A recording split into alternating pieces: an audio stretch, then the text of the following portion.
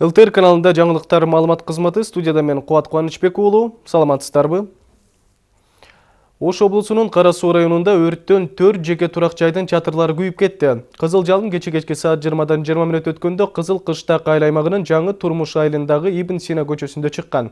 Алгач бир үйдө тутанган өрт жалындап катар жайгашкан үйлөрдүн чатырларын каптаган. Бул тууралуу ӨКМдин куткаруучулары кабарларды. Ыкчам күчтөрдүн көмөгү менен өрт 1 сааттан ашык убакытта чектөөгө алынып, кийин толук өчүрүлгөн. Өрттүн чыгуусуна электр чубалгыларын туура эмес колдонууда эреже бузулуп, электр зымдарынын кыска туташуусунан келип чыкканы болжолдонууда. Бактыга жараша адамдар жабыркаган эмес, болгону өрттү өчүрүү учурунда бир өрттү өчүргүч шатыдан тайып кетип, бутунан жеңил жаракат алган. Түштүк батыш бажысынын Жалал Абад облустунун Базар Коргон районундагы Совет айылында кыргыз жаранынын Mercedes-Benz 814D автоунаасы токтотулуп текшерилген. Салонун караган учурда Тажикстандын акциздик маркасы менен жалпы 40 000 куту тамеки табылып алынды. Бул тууралуу мамлекеттик бажы кызматы билдирди. Айдоочу кармалган учурда бажыга тийиштүү эч кандай документтерди көрсөтө алган эмес. Бул факты кылмыштар жана жазыктардын реестрине катталып, материалдар Жалал Абад облустук прокуратурасына өткөрүлүп берилди. Бишкекте атасы уулун кошунасыныкына уктап калдың деген шылдоо менен сабап салган. Бул тууралуу шаардык ички иштер башкы башкармалыктан билдиришти. Маалыматка ылайык 12 майда ооруканага сабалган 7 жаштагы бала келип түшкөн. Дарыгерлер дароо милицияга кабар беришкен. Милиция келгенде баланын апасы аны атасы сабагандыгын мойнуна алды. Баланын баш мээси чайкалып, колу сынган. Энесинин айтымында бала кошунасыныкына барып уктап калган, ал эми өздөрү издеп жүрө беришкен.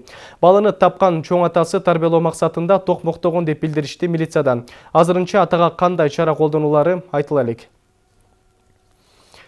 Башка кабарлардан өлкө нанотехнологиялык жер семирткичтерди кенен колдоно алат. Мындай мүмкүнчүлүк жерден сатыкка чейинки жол долбоорунун алкагында ишке ашууда.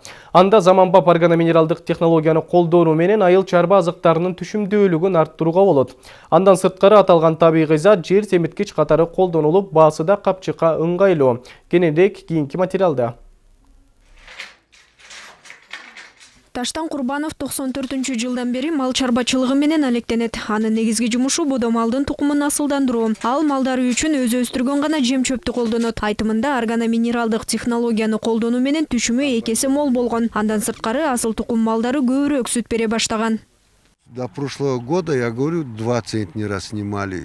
Органоминералдык технологияны былтыр колдоно баштадым. 94-жылдан бери мындай мол түшүм алган эмес. Мурда 1 гектар жерден 2 центнер алчумун. Эми 1 гектар жерден 4 центнер буудай алып жатам. Андан сырткары жүгөрү, беде дагы өстүрөм. Органоминералдык технология жер семирткич катары да колдонулуп, топуракты борпон кылып коет экен. Жер семирткичти колдонуу эң эле оңой. Өсүмдүктүн жалбырагына себебиз. Жалбырак аркылуу тамырына барат. Баасы да арзан. Айыл чарба тармагында органоминералдык жер семирткичтерди пайдалануу жергиликтүү башкаруу органдары тарабынан да колдоого алынган. Аталган табигый затты алгач тестирлөө иретинде колдонуп, оң натыйжа берген соң дыйкандар үчүн бир нече окутуулар өткөрүлдү. Биз фермерлерге жардам берүү максатында бул препаратты баарына айтып көрсөтүп берип, 2 семинар биздин айылыбыздан өткөрдүк. Түшүндүрүү иш жүргүзүү боюнча. Бир нече фермерлер бүгүнкү күндө колдонуп жатышат. Жеке өзүмдү айтып кетсем болот, өзүм да колдонуп көрдүм. Натыйжасы аябай жакшы болду. Ошондуктан биз муну өнүктүргөнгө да максат коюп атабыз. Нанотехнологиялык глицерол жер семирткичин пайдалануу дыйкандар үчүн үнөмдүү жана пайдалуу деп белгилешет адистер. Анткени табигый затты баардык айыл чарба азыктарына колдонууга болот. Жер семирткич азыктардын түшүмдүүлүгүн арттырып, сапатын жакшыртат. Биз айтып аткан Золотой колос ишканасы бул глицерол органоминералдык микро жер семирткичин чыгарат. Азырынча дүйнөдө аналогу жок. Өсүмдүктөрдүн толук кандуу макро-микро элементтер менен камсыз болушун, ошондой эле жердин курамын макро-микро элементтер менен камсыз болушуна мүмкүнчүлүк берет да. Андан сырткары ушул органоминералдык микро жер семирткич глицерол ушул суу жетпеген жерлердеги айрым бир айыл чарба өсүмдүктөрүн бир да жолу суу карабай өстүрүүгө мүмкүнчүлүк берет экен да. Айта кетсек, Кыргыз-Россия эл аралык 8-чи конференциясында жерден сатыга чейинки жол долбоорун алкагында Кыргыз-Ленд ассоциациясы, Айыл чарба тамак-аш өнөр жай жана мелиорация министрлиги, Орусиялык Золотой колос компаниясы тарабынан кызматташуу үчүн меморандумга кол коюлган. Алардын максаты заманбап органоминералдык микро нанотехнологиялык жер семирткичтерди колдонуу менен жерди асылдандырып, айыл чарба азыктарынын түшүмдүүлүгүн арттырып, айыл чарба потенциалын көтөрүү.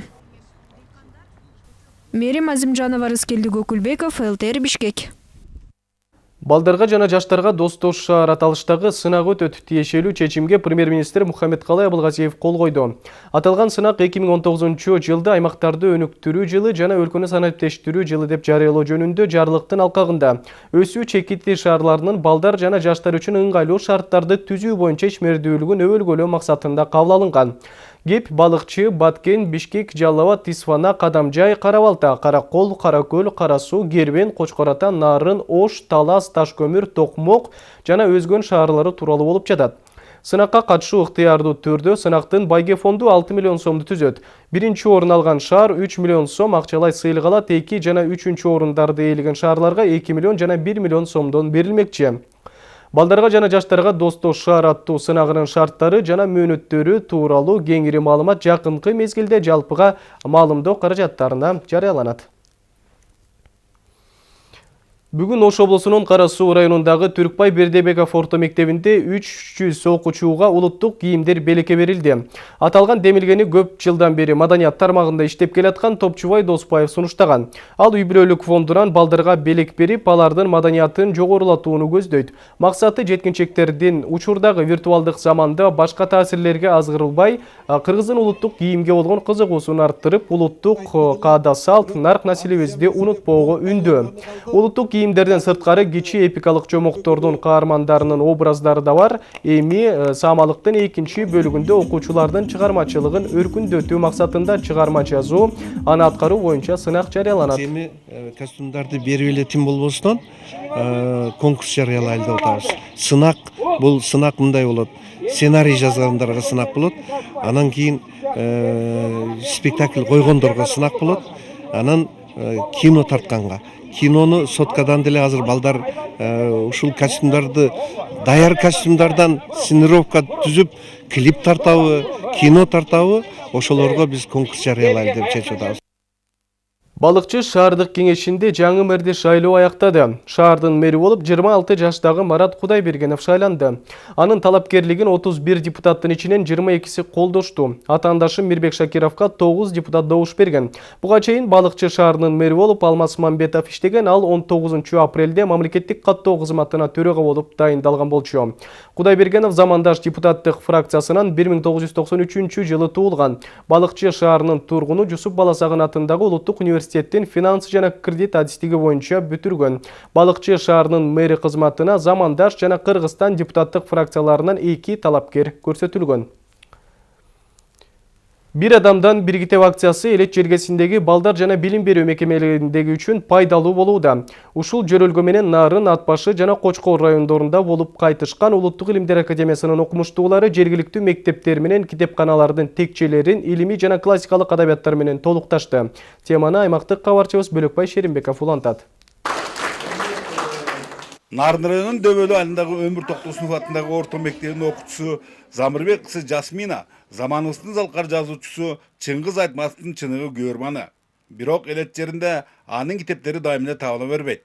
Андыктан ал куржундары мына ушул сүйүктүү калемгердин чыгармаларына толгон Кыргыз Улуттук илимдер академиясынын өкүлдөрүн зор кубануу менен тосуп алды. Бизге Бишкектен атайын агайлар келип, бизге Чыңгыз Айтматов жөнүндө көптөгөн китептерди берип жатат. Биз бул китептерди окуп көптөгөн маалымат алабыз деп ойлойм. Өздөрүнүн 2 күндүк сапарларында алыска Атбашы районундагы билим уялары менен китепканаларына элдик оозеки чыгармачылык жана классикалык адабияттарды белек кылышкан окумуштуулардын жоон тобу Нарындык жана Кочкорлук китеп сүйүүчүлөрүндө кур кол калтырышпады. Мисалы, жогоруда аталган мектепке эле жалпы суммасы 100 000 сомго чамалаган жаңы басылмалар берилди. Улуттук программа боюнча бир эмгектерди жарыялаганбыз. Ал Манас, Кенже Постор, Залкар акындар, окурмандардын китеп текчеси, анан өзгөчө Чыңгыз Айтматовдун 90 жылдыгына арналган эмгектер болуп эсептелет. Мына ушулардын бардыгы чындыгында мектептерге жана китепканаларга жетпей атат. Ал эми ушул билим очкондолордун айтымдарында бир адамдан бир китеп акциясын алганда алтынга тете иш жасаган Кыргыз улуттук илимдер академиясы менен тыгыз байланышта болуу пайдага гана турууда. Натыйжада көбүнө таңсык илимий жана атайын методикалык адабияттар менен камсыз болууда олуттуу деле көйгөй жок. Анткени аларга академиктер менен профессорлор жардамга келишип, жеңилдерин жерден, оорлорун колдон алууну жакшы адатка айландырышкан. Былтыркы жылдагы чыккан серияларды дагы алганбыз. Былтыр да заявка берип, райондук билим берүү бөлүмү аркылуу болуп алганбыз. Быйыл дагы экинчи сериясын алып отурабыз.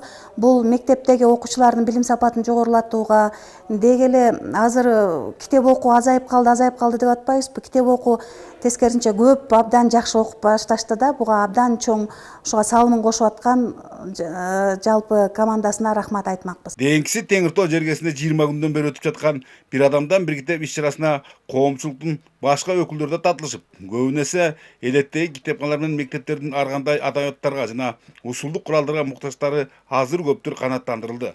Алдын ала эсептелген маалыматтарга таянсак, баарысын китеп менен достошууга чакырган бул аракеттин аркасында эле Нарын облусундагы билим берүү жана балдар мекемелери баш аягы 5 миллион сомдук ар кандай багыттагы китептүү болушту. Бөлөкбай Шеримбеков, Абсамат Өлөсбеков, Нурбек Рахманов, ЛТР, Нарын облусу. Бул сааттарга алынган жаңылыктар түрмөгү дал ушундай болду. Бизден алыстабаңыздар.